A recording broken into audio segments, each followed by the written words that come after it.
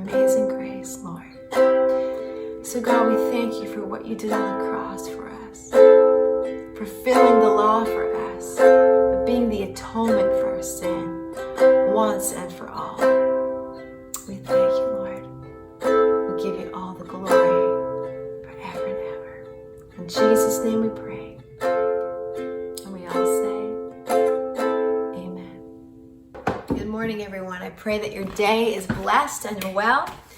This is the day that God has made, so it's definitely something to be thankful for.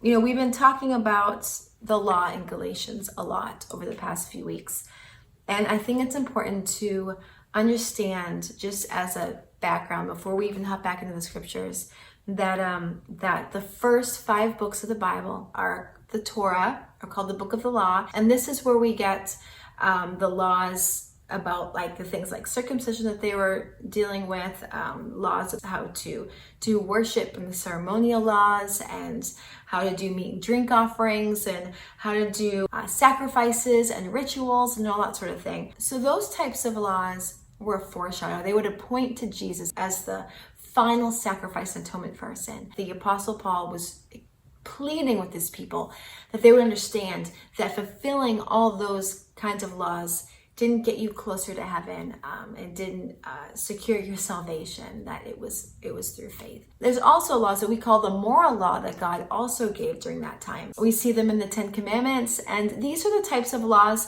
that teach us about morality, laws for the inward parts. Some of these we see written on tablets of stone called the 10 Commandments. But it's funny because in the New Testament, we see that this law is written on the tablets of our heart. This is an eternal moral law that God has given us. It actually bears witness with our own conscience. This is how we know right from wrong. We can call it the moral law, we call it God's law, and I think it's James, it's called the royal law.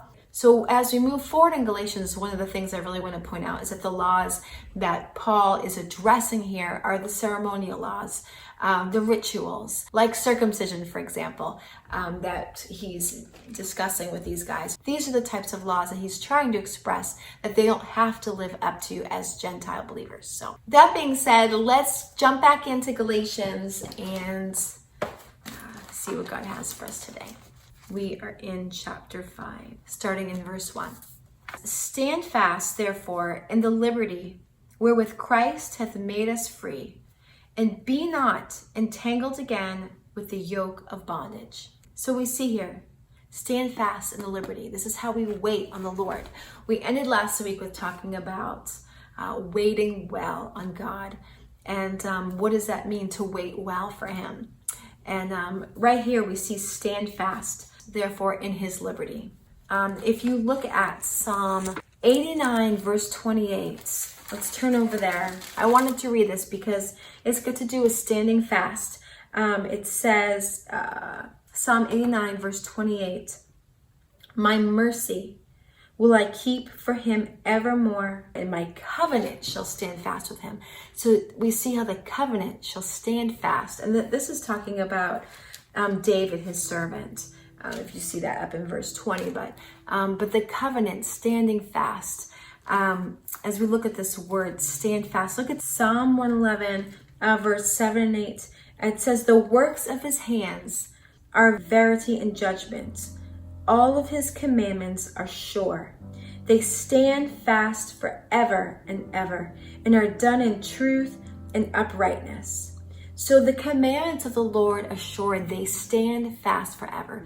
So we keep seeing here the covenant, the commands standing fast. And now we in the New Testament are called to stand fast. It says in 2 Corinthians chapter 3, verse 2, that we are the written epistles. We are called to stand fast in the liberty wherewith Christ has made us free. So what does that mean to stand in liberty? Well, the Bible says that where the Spirit of the Lord is, there is liberty. Go with me to 2 Corinthians chapter 3, verse 17.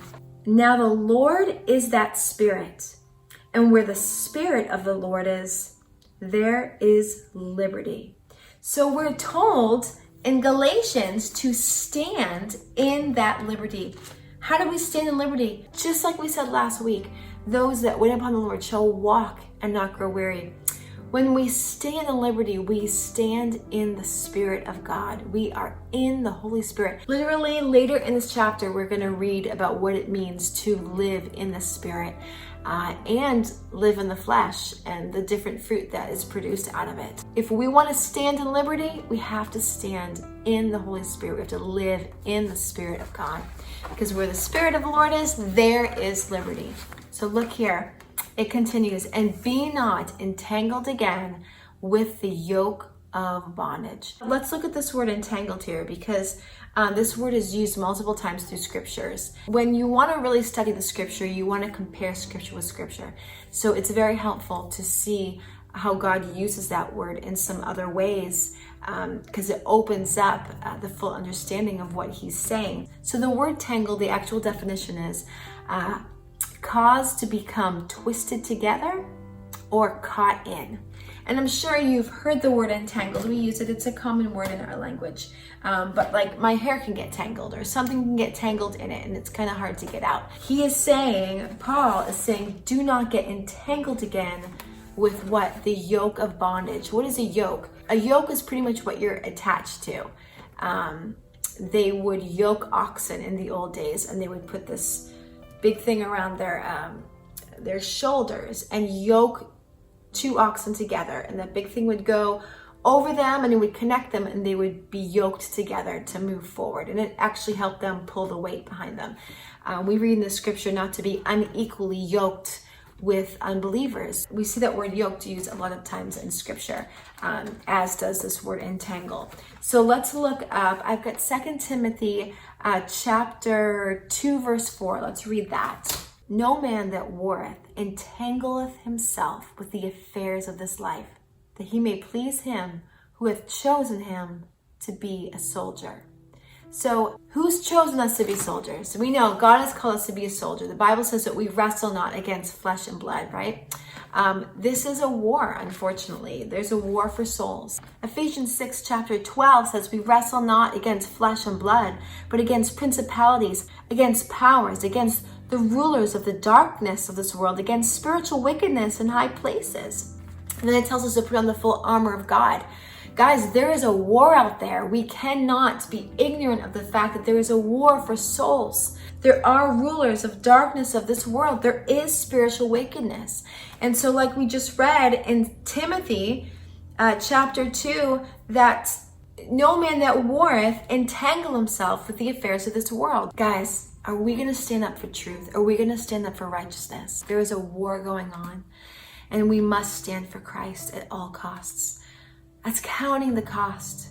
That's counting the cost. So another place I want to look at the word entangled is back in Exodus. So turn with me back there.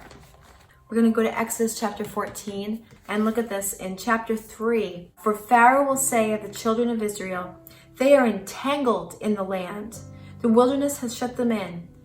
And then it goes on to say, I will harden Pharaoh's heart that he shall follow after them.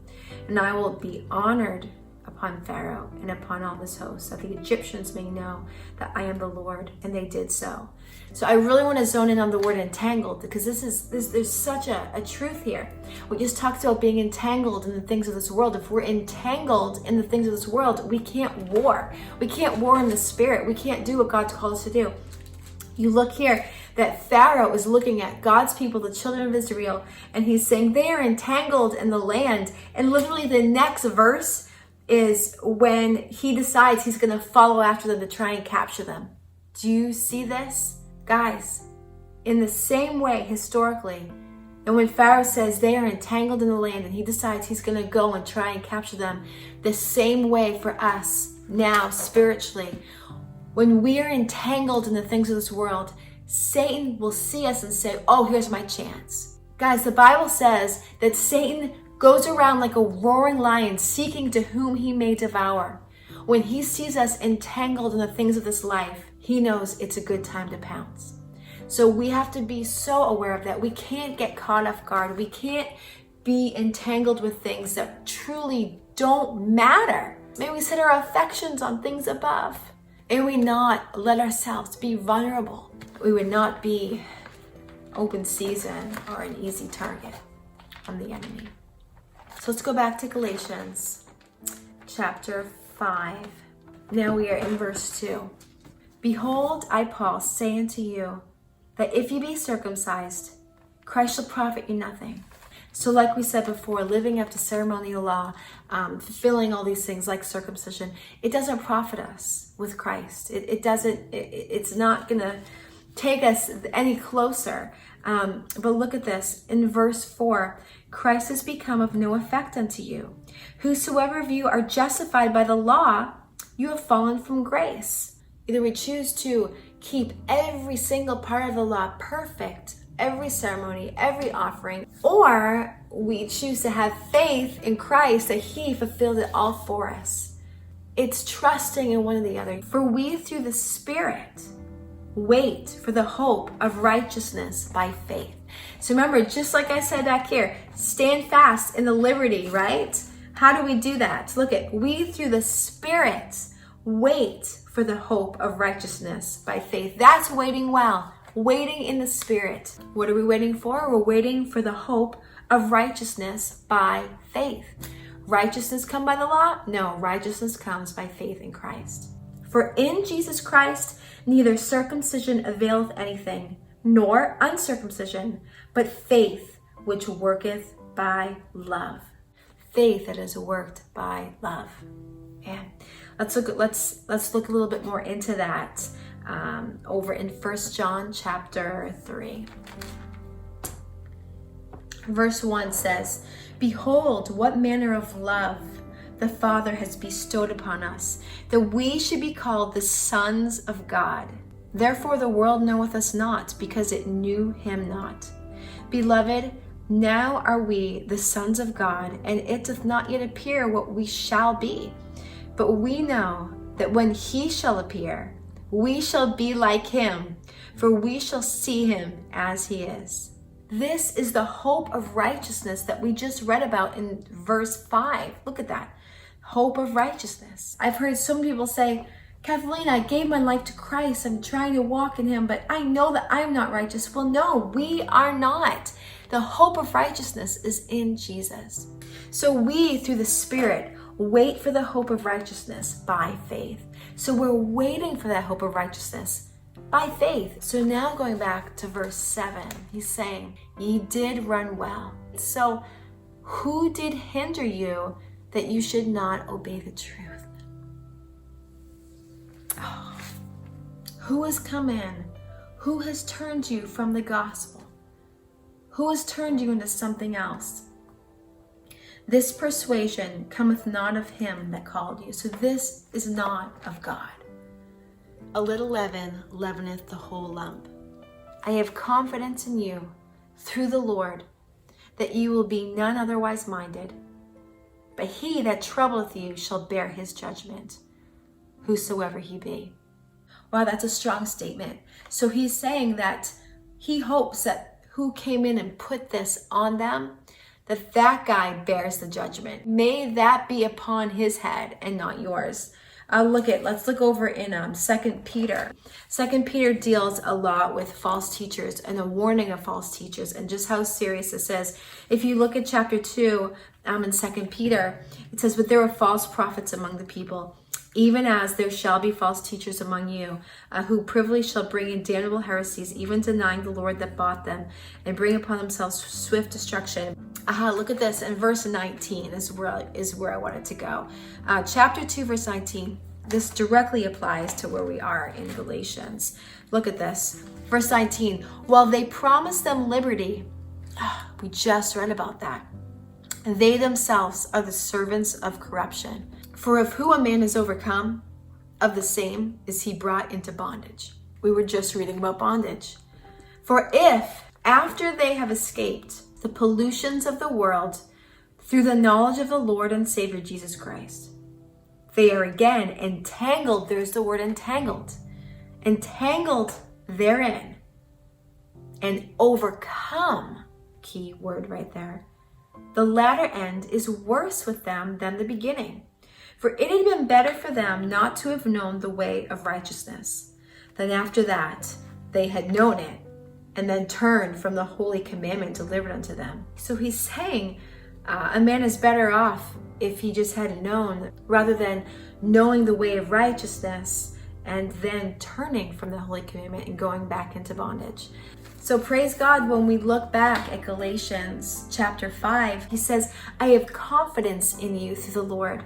So we know just before this, in this chapter before, he's saying to people, I'm really doubting, I'm really concerned where you guys are at. But right here, he says, I have confidence in you through the Lord that you will no otherwise be minded. So he's saying, I'm not going to believe that this is the way that you're going to go. And how does that change from this section over to this section? Well, he's believing that as he's writing this word to them, that they are changing, that they are repenting. Now they've been shown, so they're going to turn. And, thank God for that hope. Thank God for the goodness of his word, that our minds can be renewed, that we don't have to be overcome by anything, except may it be the word of God and spirit and truth. Amen. Thank you, God. We would not be sitting here hearing your words, God, if you didn't have a confidence that we would be turned toward you, that our hearts would be for you. You have not forsaken us. You have not left us for a moment, God. We thank you for your revelation. We thank you for your truth that does not come back void. We thank you for the work of your spirit happening inside each one of us right now. Lord, and I pray for my brothers, my sisters, God, right here with me, Lord, that you would continue that work in them, because you are the author and the finisher of their faith for each one of us, God. So we trust you for everything, Lord. May we not entangle ourselves into any sort of bondage. May we stand free in the liberty which you have given to us by the power of your Holy Spirit. We love you, we thank you, and may you be so blessed today as we walk in you. In Jesus' name, amen. And may you go and walk in the light of Christ today. May you be blessed and be a blessing to someone else. I love you so much. I'll see you next time, next week. Same time, same place. Be prepared to live like you've never